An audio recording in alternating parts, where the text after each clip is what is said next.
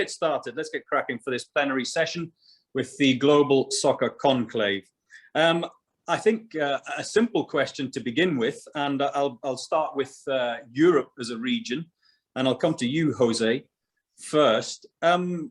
Where do you see football going in the short term and medium term? Where do you see it moving? I mean, it's very difficult to give an answer to that question, because I think we are at a turning point right now. By the way, I love your mug. That's a good one. Yeah. It's free. Yeah. I mean, I think we are at a turning point at every level. No. Maybe Shaji, Hicham, and Antony can talk better on the pure sports part, no, but there's a lot of tensions going on. There's a lot of forces trying to reshape the landscape of professional football. Well, you name it. No, you have all the crisis of the Super League. You have all the crises and criticisms about the state-backed teams. You have a lot of tensions about the management of the international calendar. Now, just look what has happened with the complaints that my organization, LaLiga, and EPL we're having with the extension of the unilateral extension of the FIFA dates for South America. So there's a lot of tensions going on, and I think we can agree that there will be changes. What direction? I don't dare to say, but also in the commercial part, no, especially in a world that you know really well, which is all the audiovisual part. We are really at a moment of change, no. If 5 years ago we could already said that the way that broadcast of football was radically different than how it was 10-15 years ago, now things are changing again. No, so I give you 3 words that even for professionals like me and you, and I don't know if Shaji, Hicham, and Antony agree, like OTT, TikTok, Twitch. 5 years ago, I didn't have no idea what this was. Now are forces that they are starting to reshape the audiovisual landscape, because also new fans are reaching football and are watching football in different ways. No, that idea that the football broadcast was a passive fan watching a match on TV, that's way gone. No, and I think, and I cut it here, it's like a commonality what was happening in the stadium. No, if you are a fan, when you go to the stadium, you are going to be part of the game. You are going to support your team. You are going to boo the other team. You are going to boo the referee when he doesn't take decisions that you like. You are part of the game. And the fan on TV want to be part of the game too, commenting, and you know that quite well of your experience with us on Facebook. No, so we are on a turning point. No, so I don't dare to say in 5 years will be this ABC, but clearly will be something different of what we got today. A fabulous answer, Jose. And obviously LaLiga did a lot technically during the whole COVID period. You and I talked many times, didn't we, about how to get the fan experience to the audience, even though fans weren't in the stadium. I have a technical question that you may not be able to answer, and maybe somebody can by the end of this session. And that is, why did I never hear booing of the referee in the fake audio that was in the stadiums during the COVID period? Someone must have the answer to that. Anyway, thank you, Jose. I can give you an answer to that. Oh, go, yes, please. Yeah, basically, that was an intelligent audio system. So basically, we work together with Electronic Arts, and they have taped every fan noise in every stadium of LaLiga and in other leagues. No, so basically, it's probably they were managing to give an intelligent answer to what was happening on the pitch. Brilliant. Every game that I watched, because those of you who watched any broadcast, LaLiga or any of the other leagues during COVID, you all heard the fan noise, which was a fabulous substitute I must say it was brilliant. I was reluctant at first, but it was brilliant. Except for there were times when the home match decision went against, and I was waiting for the booing of the referee. Anyway, coming back to where football is, I want to ask you, Shaji, do you think, never mind Asia, but certainly anywhere, do you think anyone, Shaji, can predict where football will be 10 years from now? We heard Jose say that no one had heard of TikTok in its connection with football 5 years ago. Do you think anyone can predict, Shaji? It's a great question, Joe, but the problem is that nobody can predict. The only thing what we experience today, how venture capitalists are trying to take over football all over. And I know Jose, will agree with me. The whole discussion in Spain for last 2 months, the deal the league got with the venture capitalist taking 10%, and that is where the clubs are also heading to. And therefore, what I see is there will be a division. The grassroots will have a great impact. The financial capitalist will take over football in a purely based on the commercial return rather than investing passion into it. That is the worry I see. But then it is again the global football community to see how we balance it, because football or any sport need money, more investment. But then what are the mechanisms we put in place so that this balance never goes on one side? Yeah, and that is what we are experiencing in certain location. But then it has to be led by FIFA or the clubs themselves, so that people who come and invest into sports, invest into football, and now like Manchester City examples are also growing, and it is happening. We don't see many, but then it's happening because their model is getting replicated by group wants to have a control on different markets through investing into football and having the control on those properties. Therefore, it will be very hard to predict. But then my worry is only this: too much going into one direction might put a great holes into the grassroots, and the pure amateur football should not get out, and that is where the beauty of football is, and that balance we need to protect, that balance we need to promote, and that is where the whole discussions should happen. As Shaji was suggesting there, Antony, I'll come to you. Obviously, grassroots is so important because that's the production line, if you want to call it, for talent. You'll have seen it firsthand in Africa in your time with the CAF. Where do you see football in the future? And on the back of that, I want to ask you about the changes in technology as well, Antony, and has it helped Africa? The democratization of the platforms. Before, it might have been difficult to get TV broadcast airtime. Now with YouTube, Facebook, etc., has that made it easier? Where do you see it going, Antony?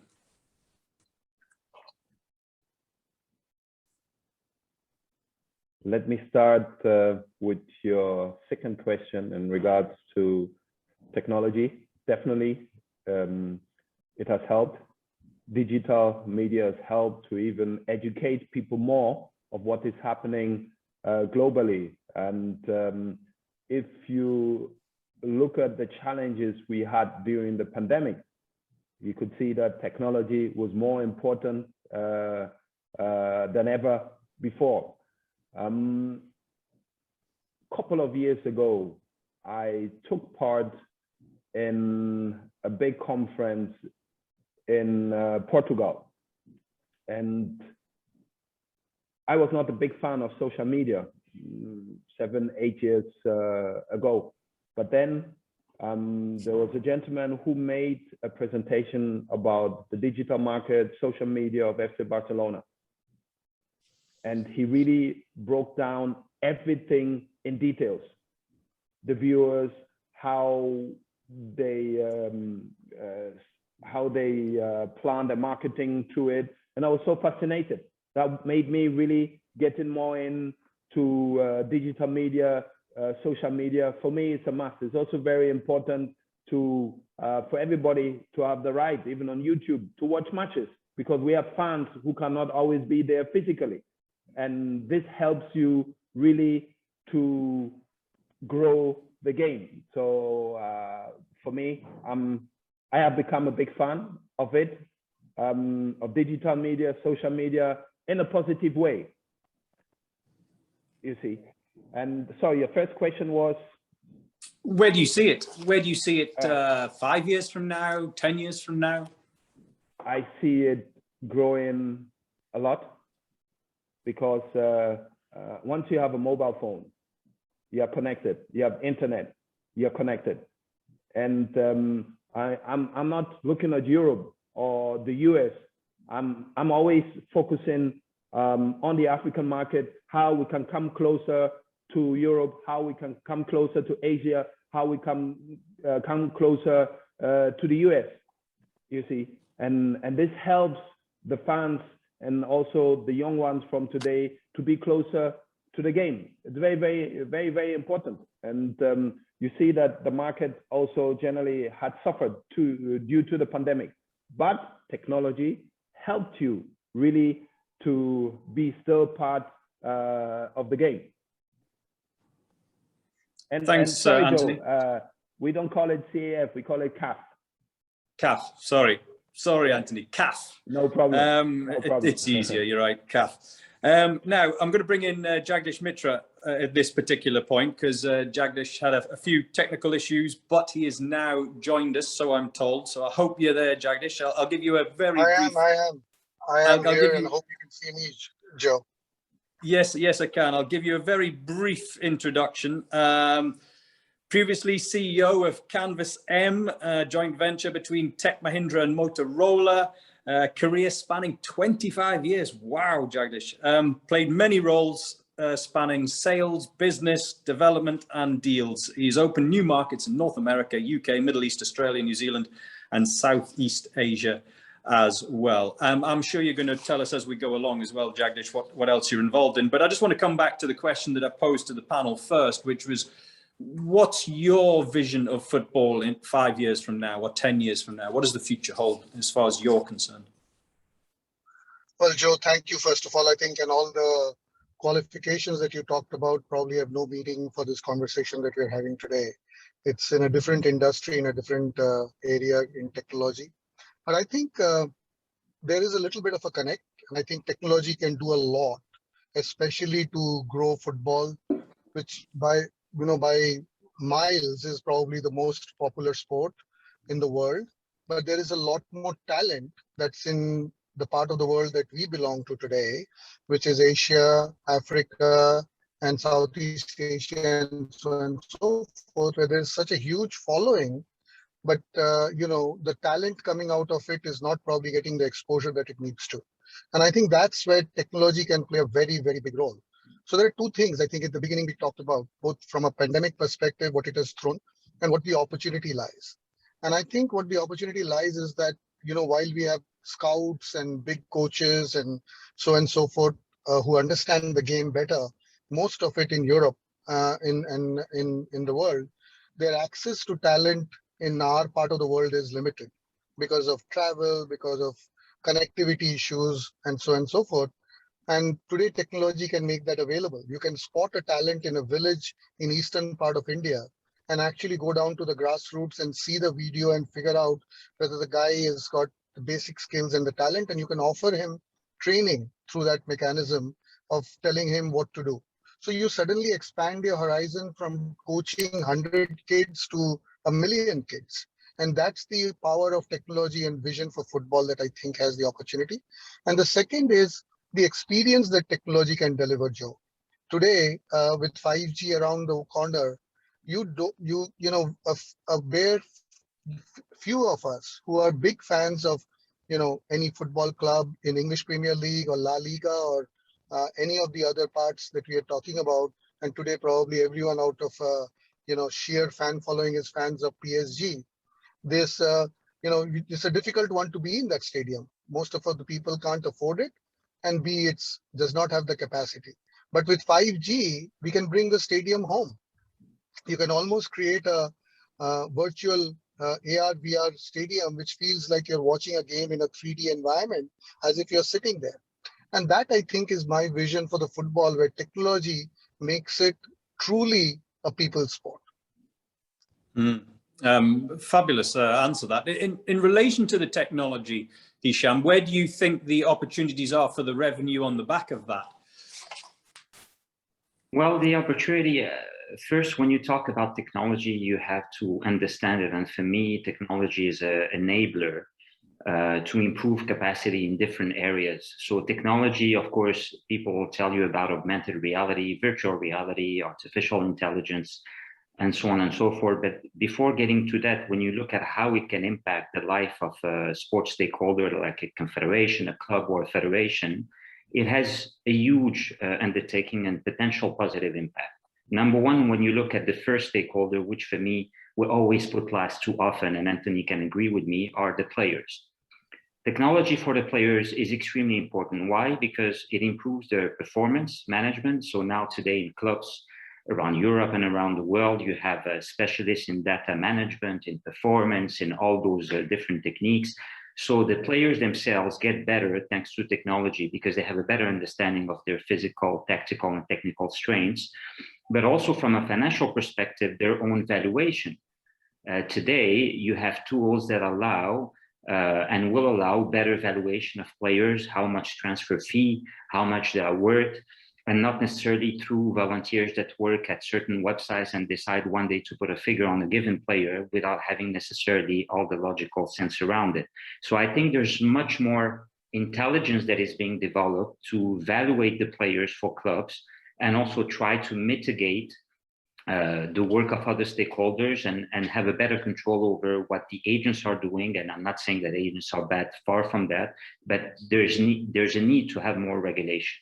So from the player perspective, then of course you increase revenue possibilities when it comes to the fan experience. We have talked about it, but again, on the African continent, there needs to be a change of mindset on how to adopt technology. And very often with my discussions with presidents of clubs, of federations, they believe that it's too much rocket science and they are not able to, and actually it's not the case. You just need to adapt to your own environment through social media platforms.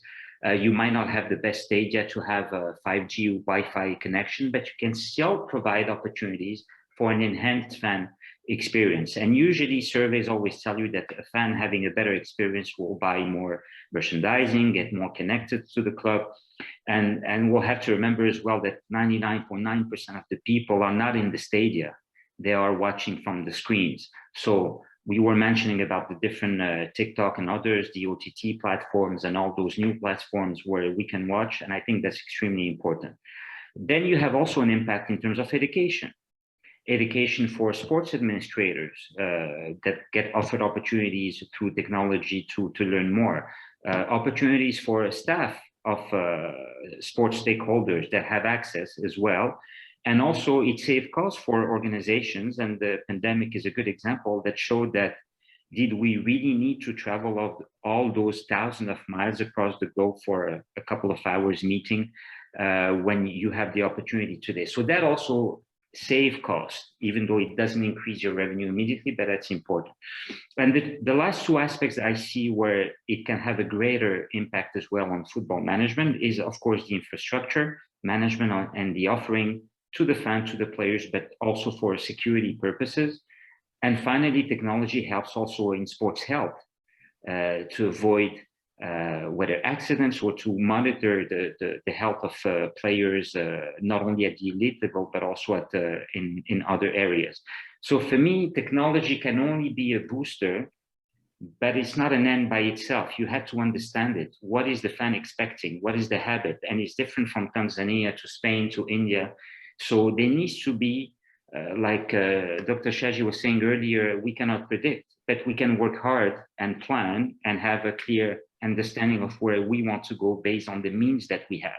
Because sometimes when I hear recurrent examples on Man City, on Barcelona and others, this is not the reality of most of the 2,000 professional clubs on the continent in Africa.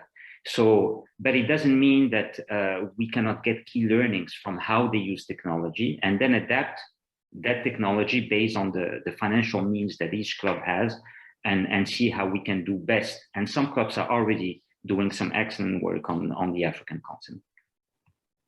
I just want to come to you, Antony, on the back of that. And Hicham talked about adapting. We've already heard from Jose talking about the different platforms now as well. Nowadays, we're dropping names like TikTok, etc., which, as Jose pointed out earlier on, weren't even mentioned 5 years ago. But I wanted to ask you, Antony, about the players themselves. In your role as part of the Professional Footballers Association, where do you see the opportunities and, more importantly, the risks to the players themselves with the different ecosystems that are cropping up now across not just African football, but across world football? I don't know if anyone has read the global market overview of FIFPro. In the global overview, FIFPro has analyzed the countries, the continents, and different clusters. And in cluster A, obviously you find England, Italy, Germany, France, etc. It goes up to cluster F. In cluster F, you found Ghana, you found Nigeria, and a few other countries. Now, for me, what is very, very important is that we globalize, especially on the African continent, standard contracts. This is very, very important. Things have gotten better than before, but there's still a big gap in terms of respecting players' contracts, players' dues. If you look at the statistic of overdue payables, there are certain countries who always remain top 3, top 4. And these are things which should not happen in the ecosystem of today. So this gives us more work in terms of players' unions to fight for the rights of the players and to continue the work we are doing. FIFPro as such works very closely with FIFA, and we have the Division Africa. We work very closely with CAF to, of course, during my time at CAF, I was really focusing on players' development as well. So I was the middleman to the confederations and the clubs, and we improved a lot of things. Hicham, you remember when we had the first club licensing workshop where UEFA, FIFA took part, and then there was a presentation, and then I asked Hicham, at that time he was the general secretary, I was a club licensing instructor, where are the players? And Hicham said, of course, how can we do all this without the players? So Joe, I will put it in a way where I add a bit of diplomacy. There's a lot of room for improvement, and we are working on that. I just wanted to come back slightly to the technology aspect again in regards to players. Technology helps players also to brand themselves if they use it in a better way, and they allow the fans to take part in this journey. So all this combined together, I think, if, like Hicham also said, if you know how to use it in the right way, it can help the player and it can help also the environment. Back on the contractor issues, I think it would be good to share with you after this global overview report of FIFPro for people like Jose, Dr. Shaji, of course, Hicham, to have a good input about it. I didn't want to go into the specifics right now, but it's a very interesting report, and there's still work to do, and that's why we're there for. That's a fabulous answer, Antony. I just want to come on the back of that. You said about players using their social media, for example. We're seeing data, hard data now, that demonstrates quite clearly that players as individuals are becoming brands in themselves over and above a club or a league. I just wanted to come to the other side of that, though, Antony, on the back of what you've said. Does social media give players a greater voice in these contractual issues that you've talked about? Maybe a voice that they wouldn't have had 20 years ago if they were in dispute or they had problems with a club or an organization? Absolutely. If you use it wisely and if you use it correctly. You see, you can also destroy your image through social media if you put out the wrong tweet. You understand? So it's very important that the player has a good entourage who advises him, and like Hicham said, who educates him of the pros and cons of social media. This is quite important. At my time, when I played in the 90s, 80s, 90s, there was no social media. And if I tell you, I was one of the first activists against racism, for instance. I was born and bred in Germany. My big advantage was that I speak the language better than the Germans themselves. So I knew how to defend myself. And at that time, I knew that I'm not talking for myself. I'm talking for the minority. It has nothing to do with color. I'm talking for Indians, Turkish people, people from the Arab world. Do you understand? And today, if you look at somebody like Rio Ferdinand is no more playing, but he uses the social media environment excellently well. Gary Lineker uses the social media environment excellently well, very, very well. But Joe, some can destroy themselves also due to wrong tweets. Zlatan Ibrahimovic, world-class player, but uses it fantastically well.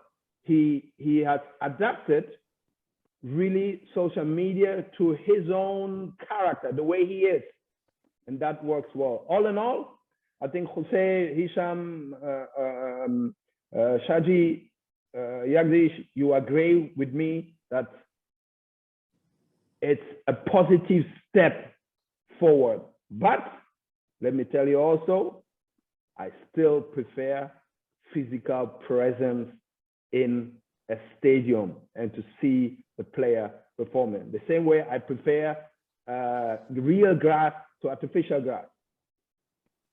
Thank you. Totally agree with you, Antony. And it's glad to see in many places around the world, the fans coming back to stadiums. I would also like to add as well, Antony, I'm glad there was no social media and camera phones when I was a young man, because I probably wouldn't be in a job now. So it helps us also to come together like this. Technology. Exactly. Shaji, I just wanted to come to you and move this conversation on. You spoke briefly about grassroots and grassroots development. Where is that going next, in your opinion? Yes, there is focus is there, and what I have experienced, there is tremendous work still should take place at grassroots level, because there are countries where still it is the football is #1 sport, but it is still not structured. Therefore, it is happening just as part of a culture, but the organization is missing, the structure is missing, the initiatives are missing, and that is where the football associations, the clubs, and the other stakeholders have to come together to make it, strengthen it, and to make it inclusive, because grassroots where the life is for football, where you really sow a seed, where we see great players like Cristiano, Messi, and all the best. And that is where more and more focus should take place, And because if I set an example for India, still, though everyone talks about, we are 1.35 billion people, but what is the percentage of children who are playing football at a grassroots level in an organized and structured manner? It is really not great. Yeah, the number is still insignificant for a country. And same, say we move to say any other country, say those who are well established in South America, yeah, or Africa. Again, the talent is there. All the talents are coming because of the culture, but not because of the structure or because of the great organization there.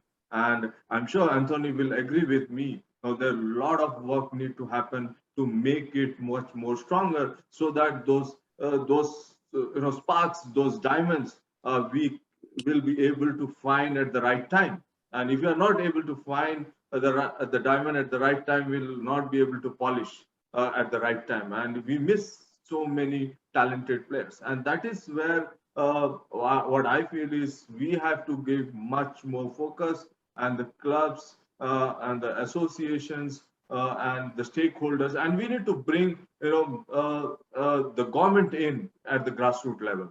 And that is where the government need to see that investing in grassroots means you are creating better citizens out of the whole investment. And it is the excellence part will be taken over by the clubs that is there. But invest so that we see better citizen, a peaceful nation, peaceful globally living in cohesive way. And that is what football can do, and that is where the more focus need to take to come to grassroots. I just want to, on the back of that, sorry, Shaji. Joe. Sorry, go ahead, Antony. Just on what Shaji said, I was in Switzerland for 4 days. I participated in a FIFA workshop about this talent development program. And there's the global overview report. You can see it on the website of FIFA, Shaji. And the slogan is give every talent a chance. It's a big project coming on, whereby FIFA wants to help those nations to come closer to the other nations. And I think you should have a look at it. And there are analyses made of all member associations. So this is very, very interesting. And I think if it's going to be well implemented, then it's going to be like a revolution. Yeah, that's the only thing I wanted to add. Thank you. Thanks, Antony. Can I just come on the back of what you said, Shaji? The dirty word, of course, in football, whether it's this year, last year, or 50 years ago, is, of course, money. How does the development of the youth, how is it going to be funded? That's my first part of my question. And the second part, Shaji, is do you still think there's a lack of belief and understanding amongst the youth of Indian football? Because you said there's still not enough young Indian players that are taking up the game. Do you still think that their parents, their advisors don't believe that they can go on and make a future out of this financially, like they can with cricket or like they can getting into Bollywood? Yes, Joe, exactly. The parents in India, they want to see their $1 invested turns into $1 million. That's the fundamental part. And when they see those cricket stars getting big endorsement, they are the stars. And what I see, football need to reach there, not equal to cricket. But what I feel is one talent getting into an European club, playing in Europe, the Champions League or big clubs. That is the day we see Tendulkar is born for football in India. And that's where parents will see, oh, this is where the money is. This is what we need to invest in. And today they can't see that. And that's the world now, because everyone wants to invest where they can see a return. But then again, immediate return. Yeah, immediate. And in India, like the academic pressure, the academic environment is such where everybody wants, competing, and for that, higher percentages, and where sports. But right now, what I see is the environment for sports is getting better, because the government is also talking about it more. The prime minister of the country is also talking about it. He's directly looking into things. That is, but then what we need is to put the right structure, right policy, so that the situation can turn into real, a machine where things will happen. And coming back to the youth part, that's a challenge, because the clubs are not investing into youth, because their major focus is how they can spend whatever the budget is on the first team. And few smart ones, they see, okay, let's invest so that we can, it's a good revenue opportunity. But still, that's the challenge. And that is where a financial fair play kind of a regulation need to come in, where the percentage of the budget should go to elite player development, youth development, and also at the grassroots level. And see, in India, majority of the big clubs, they don't own their own assets. Their only asset has got those players. They don't have a stadium, they don't have a training facility, and that's how they are not able to initiate the elite player development as well. And they think that, okay, we will find a talent, and we don't have to work hard. But that's not the right policy. Globally, what we see is that the Barcelona is just a great example. But there are Ajax, is again a great example. But then there are smaller clubs who are kind of the factories for talent production, and that is what we need to bring into our system. And that is again the balance we need to see. Okay. Now, one of the things that, just moving it on, one of the things that I've been very impressed with for a number of years now is LaLiga putting a presence actually into India. No matter whether it's a league or any other sports brand, quite often it's a token gesture. And Jose, you have been the person that's been actually on the ground in India and looking after the whole of South Asia as part of your role. What has changed? I'm not exactly sure how many years you've been there now, but what has changed from when you first stepped off the plane to today? Well, I've been here 4.5 years, well, considering that 2020, because of the COVID crisis, I was more time in Spain than in India. So to say that when I landed in Delhi for the first time in February, was 2017 or 2016, I forgot. I didn't knew that much about India, So basically, I have one first task, to try to understand the country.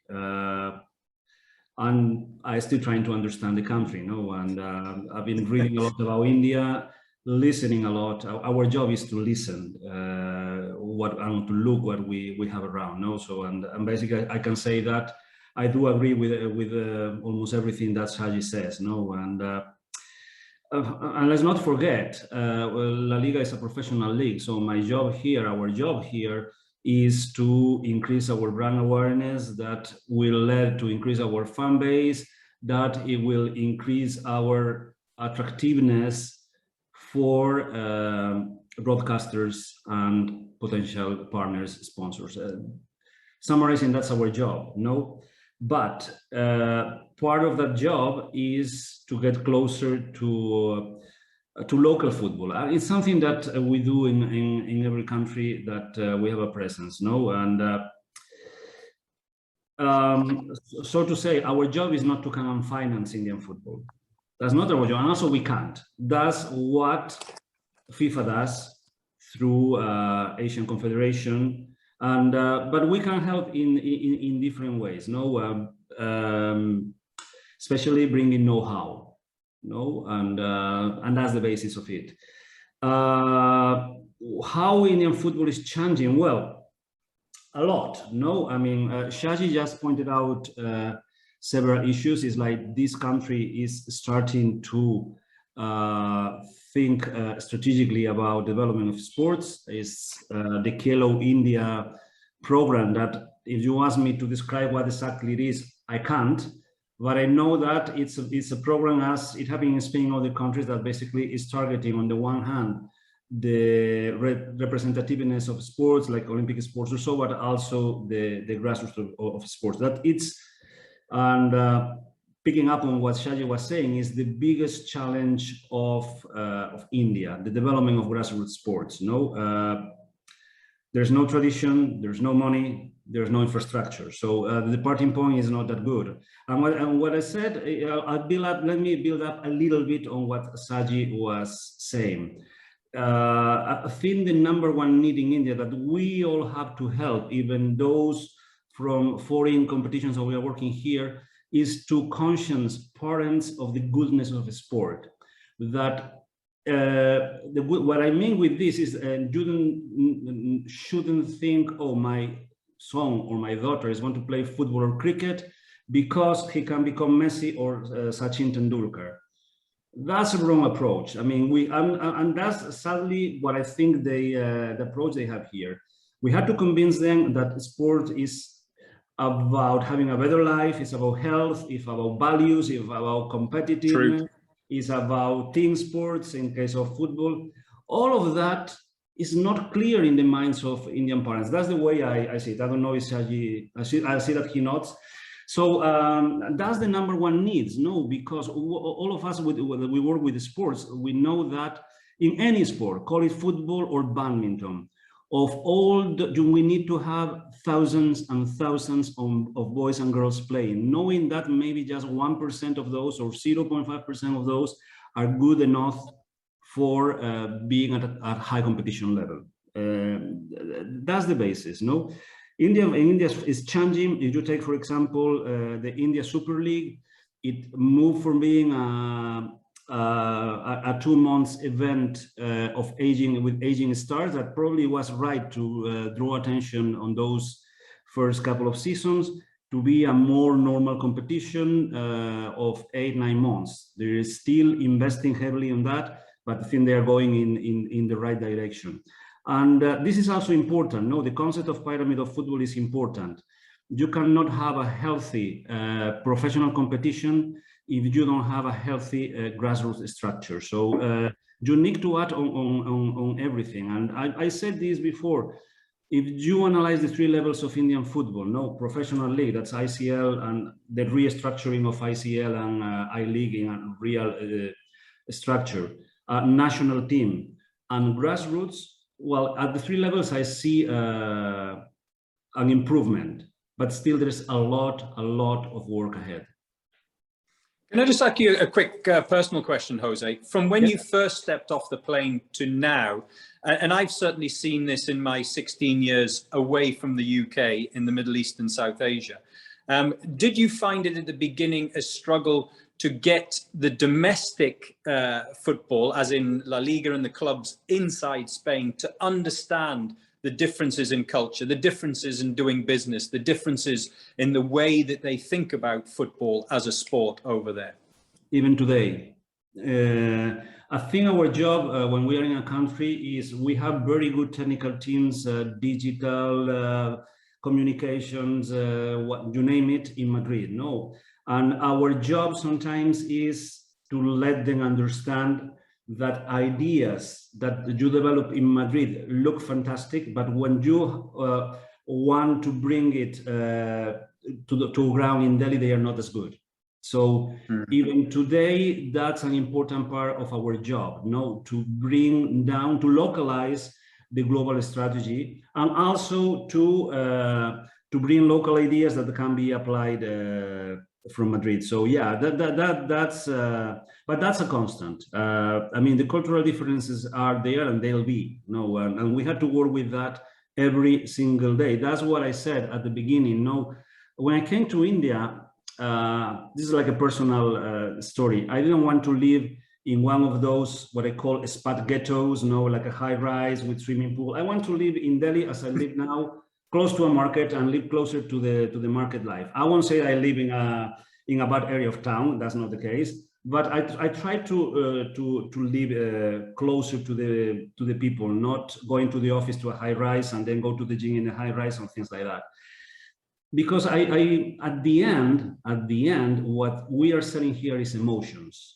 And for selling emotions, you need to understand the emotions of those to whom you want to relate to. Mm. Well, I thought every high-rise in Delhi had a swimming pool, but anyway, I've been corrected there. I just want to... I'm living a high-rise. I thought everywhere had a swimming pool. We're coming towards the end. We're running out of time, so I'll get towards the end of this. Hicham, I haven't forgotten about you. I'll come to you in a second, so I hope you haven't fallen asleep. But Jagdish, you first. What radical changes do you see coming in football, and certainly in terms of innovation in particular? Well, I think a few that I think will make sure that I think most of the conversation, I think you called it the bad word. Unfortunately, that's the word that we have to live with, which is money. So all innovation, I think, will happen to help make more money, which can then go to grassroots. So when grassroots clubs start to make money, then the whole cycle will change. Otherwise, we can wish for everything nice, but as you know, the world is not exactly going to follow what is nice, but will follow a path which is probably commercially right? And that's where I think you can't have a halfway situation. So I see a lot of innovation in terms of what has happened. And I think I see a lot of innovation in cricket, which has not happened. And you can call me an Indian and see that, we are blinded by the sport. But I am a big fan of football. We run a grassroots football club, a foundation in Delhi. Shaji is aware of it. And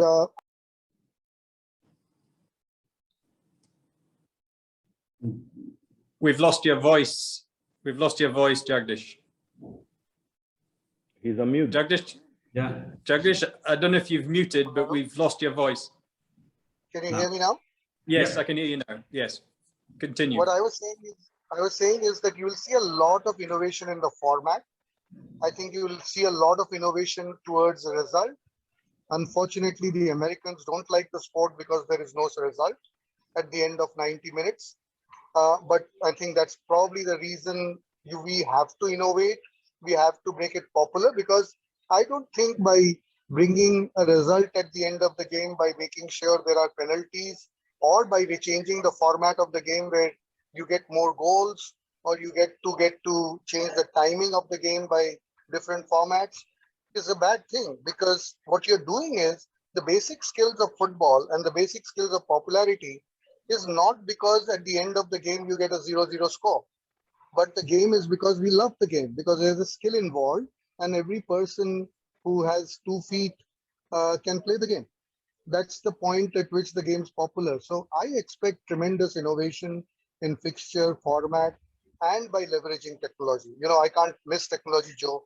I'm from a tech background and a tech company. So at the end of it, I think it's all pervasive, and technology is going to make it drive a lot more innovation. Well, thank you, Jagdish. Everyone has 2 feet. Some people have 2 left feet. That's the difference, isn't it? Now, I just want to come to you all individually as we wrap this up. And I just want you to give me a final message that you may have. And I'll begin, because we started with you, Hicham. I'll finish with you to wrap up this whole plenary session, the first one of the Global Soccer Conclave, with a message that you'd like to give everyone who's watching. So Hicham, you go first. Thank you very much, Joe and colleagues. I think one message is maybe also a worry that I share, because we were talking about the future of football across the globe. And despite all the differences we can witness, we should really be careful about the quantity of football that we want to have, and how we should preserve the health of the players, and also the quality of the product that we're offering. Now there's this talk about World Cups every 2 years and other things of that nature, the Super League and so on and so forth.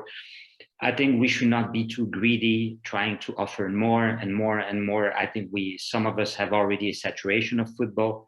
The key here is to, while focusing on the elite and making sure that players have rest and that the quality of competitions are maintained, that we keep thinking about the grassroots and that we keep thinking about how technology can help grassroots, because it's also about capturing data, about understanding where they are, especially in countries like India. And I've seen myself having managed tournaments there in 2006.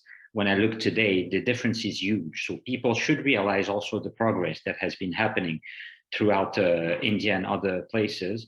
But I think that we should come back to our senses and have a collaborative approach whereby the players are always considering the decision-making together with the fans to a certain extent, of course, but the players should have a better role and a better say. And I think Antony cannot disagree with me saying this. So thank you for hearing me on this. It's been a pleasure. Thank you, Hicham. I totally agree. The game that started over 100 years ago is still about the players first and foremost. Everything else comes after that. I totally agree. Shaji, you can go next. What's your message that you'd like to leave us all with? Thank you, Joe. My appeal to everyone, those who follow football, those who run football, those who manage football, give your best, work with that honesty, and work with that passion, and work towards making the sport better. And as Hicham mentioned, the collaborative approach is the best approach, because everyone in the system, everyone in the pyramid might not have resources, but then when we collaborate, when we join hands, we can do things much better.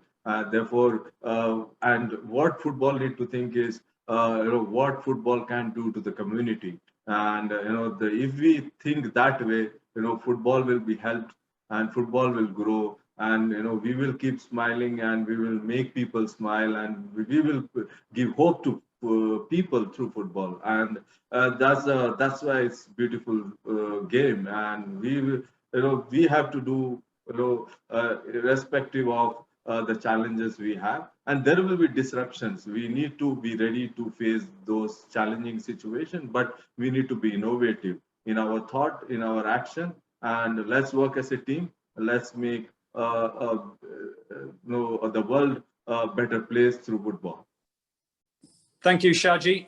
Collaboration is the key word that comes out of that. I hope there's some regional governments that are watching this, Shaji.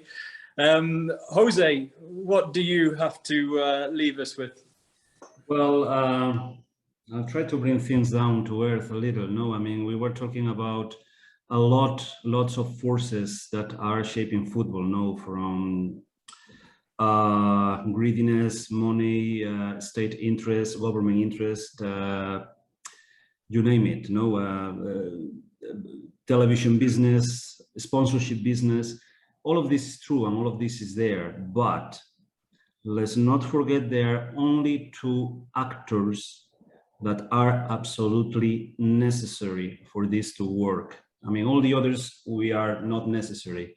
One is the player, second is the fan, and bring just a football. Great message, Jose. Thank you very much indeed. Antony, what would you like to say to leave us with this closing of this plenary session? Well, what Hicham and Jose said, normally I don't have anything to add, but I want to talk about not to be discouraged. And I have one of my famous proverbs is, there's no elevator to success. You have to take the stairs, and important is quality. If I can have quantity and quality, the better. But there are things which are very important, as legacy and sustainability. So start small and grow. And one major thing is include always the protagonist when there are major decisions to make in football, which are the players, and they are part of the key stakeholders. And I want to end here, and I would like to thank all of you. I always learn, I never stop learning. So it has been a great pleasure. Well done to you as well, Joe. Keep safe, even with the vaccine. Still keep safe. Thank you. Thank you, Antony. Yeah, a sentiment that's been echoed by everyone so far throughout the last hour. It's about the players. It is always about the players. Without the players, we don't have that. And as Jose added to that, fans as well. And it's great to have fans back, as we're seeing in various leagues around the world. Thank you, Antony. Jagdish, you can wrap it up for us with a final comment, a final message for us in this plenary session.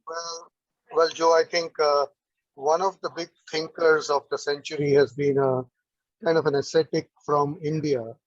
You would have heard of his name, a gentleman called Swami Vivekananda. And he's been very famous for his, philosophy on life and world. And he was famous for stating a statement saying, you could be closer to heaven playing football than by reading Bhagavad Gita, which is one of our most, religious books in India. And I strongly believe that. And as long as parents start and the ecosystem start embedding that thought process across the children, and that's where the change will happen. And I think we have a big role to play to raise the awareness. And I know everyone's talked about the players. Obviously, they are the reason why people come. But I think the bigger importance is about what do the fans want? How do we engage the fans?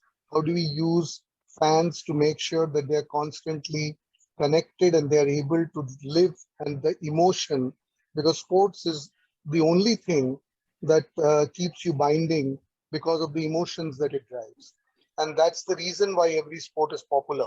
And that's why football is the most popular. So the more we can do for the fans, the better it is for the sport. Thank you, Jagdish. Oh, there was a little round of applause there as well. Is that your dog? The dog is happy too. Yes, the dog's happy too. So I get support from all around. Yes, thank you very much, Jagdish.